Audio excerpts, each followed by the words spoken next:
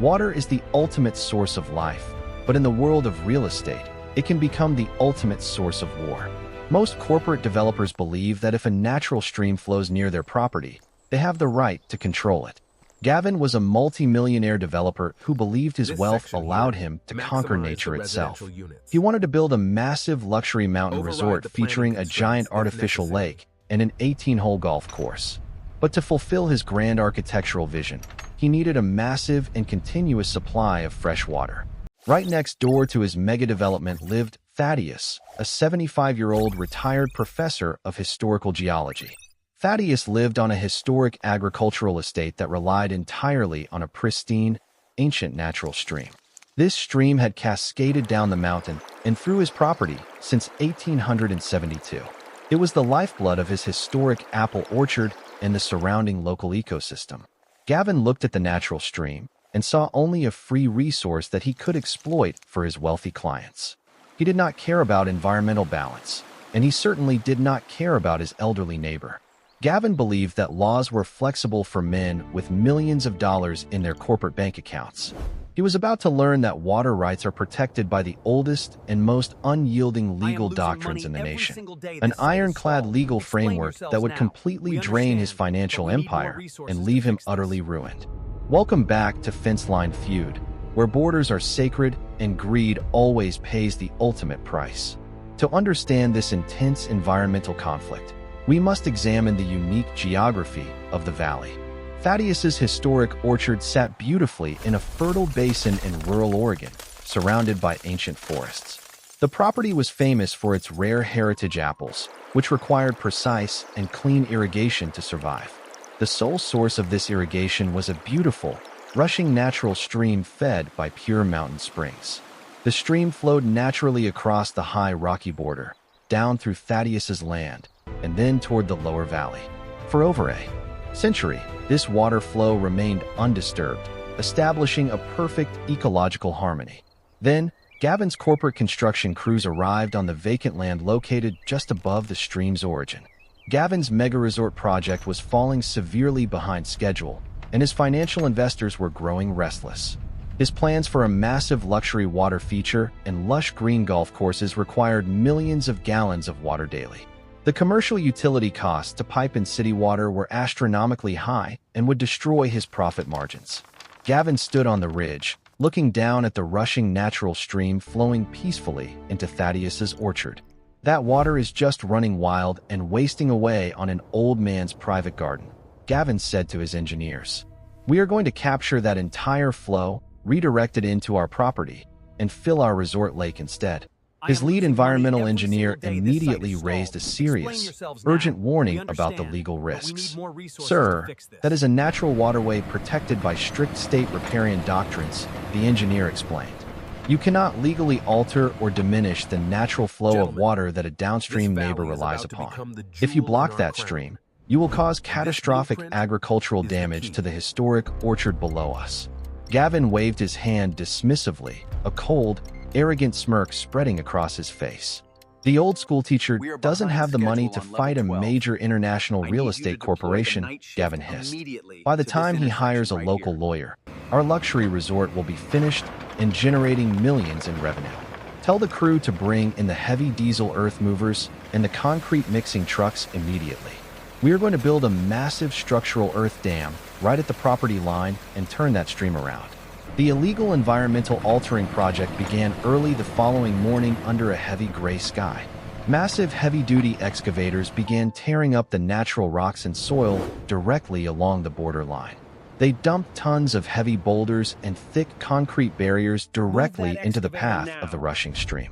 A massive, ugly concrete diversion wall was constructed, turning the natural water path at a sharp 90-degree angle. Within 48 hours, the natural stream was completely blocked from entering Thaddeus's historic property. The water was forcefully redirected into a newly excavated plastic-lined canal leading straight to Gavin's resort lake. Down in the valley, Thaddeus walked out to his historic apple orchard to inspect his daily irrigation gates. He was shocked to find his natural irrigation channels completely empty, leaving nothing but dry mud and dying ferns. He walked upstream toward the rocky boundary cliff to investigate the sudden loss of his water supply. When he reached the fence line, he saw the massive concrete dam and the heavy machinery operating on the ridge. The pristine natural stream had been replaced by a dry, dusty trench filled with dead river stones. Thaddeus stood by the fence, looking at the structural destruction with a calm but deeply intense expression. Gavin noticed the old professor from his high ridge and walked down to the fence line with an arrogant swagger. "Beautiful engineering, isn't it, old man?" Gavin shouted mockingly over the roar of the diesel engines. "The water comes from the high mountain, which means it crosses my land first, so I have the right to use it. If you want water for your little apple trees, I suggest you pay the city to install a commercial pipe." Thaddeus looked directly into Gavin's eyes, his voice perfectly steady and filled with quiet, academic authority. "The law of the land does not belong to the person who sits upstream, Gavin," the old professor warned. "Water is a public trust, and riparian rights dictate that you must allow it to flow in its natural quantity and quality. By altering this ancient channel, you are disrupting the delicate balance of the entire valley's water table. Nature has a powerful way of correcting human arrogance, and the legal system will enforce that correction." Gavin laughed loudly, turning his back on the old man and waving his hand to signal his workers to keep digging. "I own the ridge, I own the rocks, and now I own the river," Gavin sneered as he walked back to his trailer. Thaddeus did not waste any time engaging in useless shouting, matches, or superficial arguments. He immediately returned to his historic home and opened his private archive of historical land registry documents. He pulled out the original 1872 land patent signed by the early state authorities.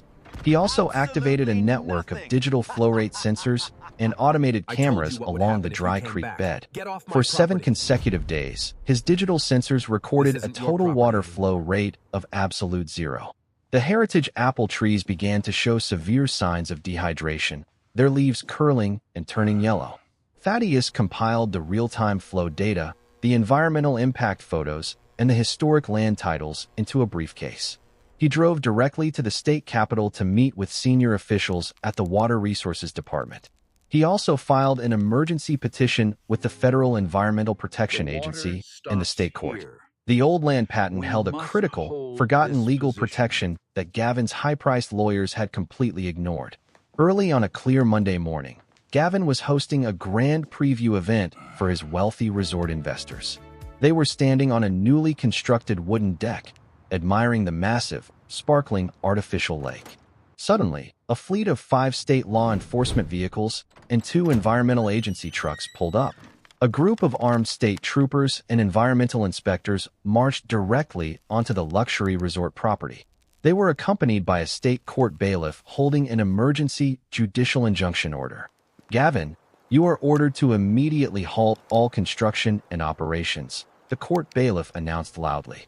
"You are facing emergency charges for illegal waterway diversion, environmental degradation, and riparian theft. This property is now an active environmental crime scene under state court supervision." Gavin's face turned completely pale as his wealthy investors began whispering and backing away in panic. "This is a ridiculous misunderstanding," Gavin shouted, trying to maintain his arrogant corporate composure. "My legal team verified that we have standard property development rights on this ridge." Thaddeus stepped forward from behind the state inspectors, holding a certified copy of the historic land patent. "You checked modern commercial zoning, but you failed to study historic water law," Thaddeus said calmly. "My 1872 land patent carries explicit, absolute riparian rights that run permanently with the land. Under the law, you cannot legally diminish the natural flow of a surface stream to the detriment of downstream owners. By completely blocking this river, you have committed an intentional, malicious tort against my historic estate, and the penalties for violating state water security laws are designed to completely crush offenders." Gavin was forced to attend an emergency federal court hearing just 48 hours later. He hired the most expensive corporate defense attorneys in the Pacific Northwest to fight the injunction. His lawyers argued that the resort lake was a necessary retention basin to prevent potential mountain flooding. They claimed that the water diversion was temporary and part of a standard local infrastructure improvement plan. They argued that downstream agricultural damage was unproven and exaggerating by the old professor. But Thaddeus's specialized legal team was prepared with undeniable, crystal-clear scientific evidence. They presented the real-time digital flow rate data showing a total and sudden reduction of water. They displayed high-resolution satellite imagery proving that the concrete dam was constructed entirely to fill a luxury amenity. They also brought forward a comprehensive agricultural assessment showing $40,000 in crop damage. Then, Thaddeus's lawyers delivered the ultimate, devastating knockout legal blow to Gavin's corporate entity.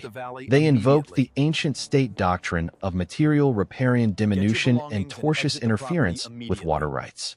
Under this strict environmental statute, when a party intentionally alters a natural waterway for commercial profit, it is a major offense. The court does not simply order the removal of the obstruction or basic financial compensation. It mandates a punitive damages penalty equal to 3 times the total projected cost of restoring the natural landscape. Furthermore, because the diversion threatened the local valley's deep water table, the Clean Water Enforcement Act applied. The statutory fines for unauthorized river diversion under this act are set at $10,000 per day of violation. The high-stakes legal battle lasted for 3 weeks, dominating the regional business and environmental news.